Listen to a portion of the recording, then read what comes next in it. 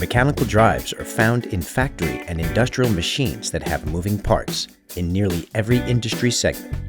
To install, maintain, and repair mechanical systems, sound manual and problem-solving skills are essential. Development of such capabilities is best achieved through extensive practical training with equipment, tools, and techniques commonly used in the workplace.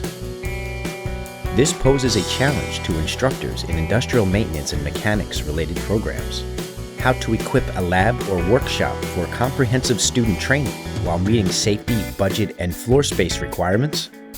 The Mechanical Drives Learning System is a compact solution that conveys the fundamentals of industrial mechanics through hands-on experimentation.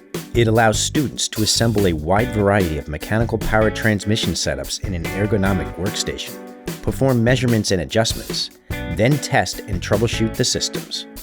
Use of movable extrusions combined with the reduced assortment of screw types allows for quick assembly.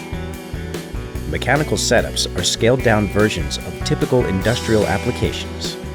Students work with real-life components to help them efficiently assimilate knowledge and apply it with confidence when they face real machinery. The learning system covers all essential topics from basics to advanced relevant to mechanical drives.